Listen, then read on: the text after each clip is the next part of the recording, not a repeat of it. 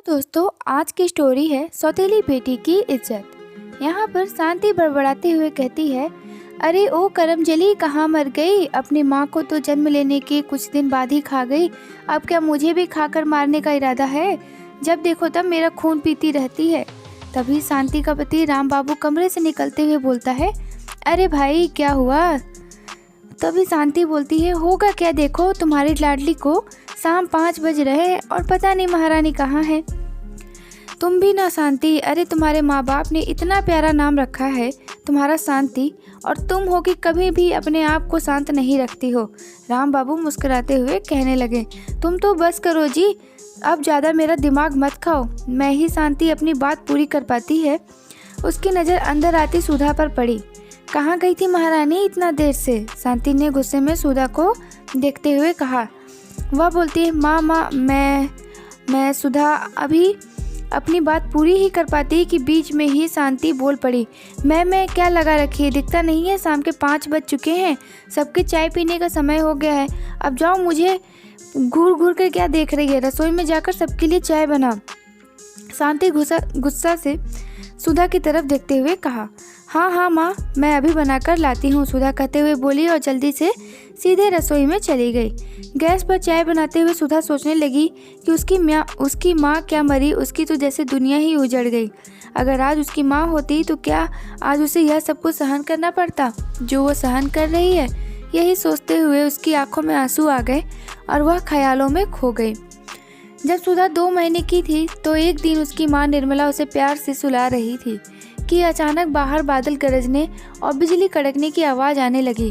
कहीं बरसात न आ जाए, यह सोचकर सुधा की माँ निर्मला सुधा को जल्दी से सुलाकर छत पर कपड़े लेने चली गई। अभी वह पूरे कपड़े उठा भी नहीं पाई थी कि अचानक से तेज मूसलाधार बारिश शुरू हो गई। यह देखकर सुधा की माँ ने जल्दी से कपड़े समेटे और जल्दी बारिश से बचने के लिए नीचे उतरने लगी। लेकिन बारिश के पानी से गीली हुई साड़ियों पर उसका पैर फिसल गया और वह सीढ़ियों से लुढ़कते हुए मुंह के बल जाकर आंगन में गिरी। उसके सिर में गहरी चोट लगी हुई थी और वह बेहोश हो गई। उसके सिर लगातार खून बहने लगा।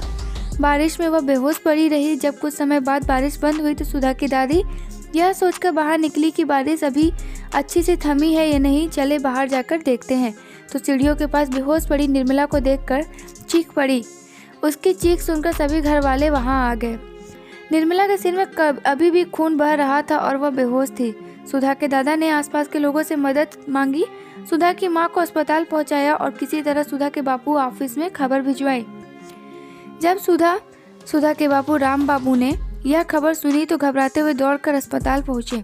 लेकिन अब बहुत देर हो चुकी थी। सिर में गहरी चोट लगने और काफी खून बह जाने की वजह से सुधा की मां को डॉक्टर ना बचा सके और सुधा की मां सुधा को छोड़कर हमेशा के लिए भगवान जी के पास चली गई।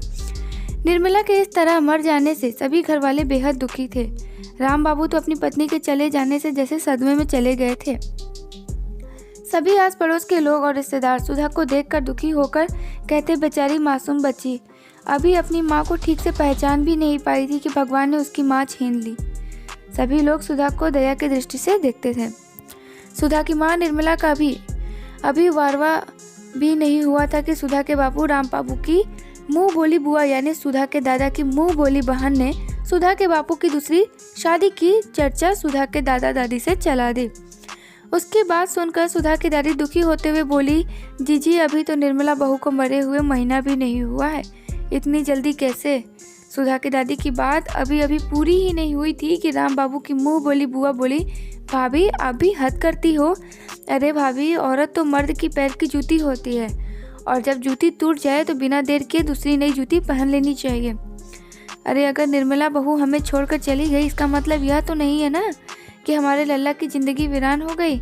अभी हम उसकी बुआ जिंदा है, ऐसी लड़की ढूंढेंगे कि हमारा लल्ला के लिए सब लोग तारीफ करते ना थकेंगे। गाय है गाय।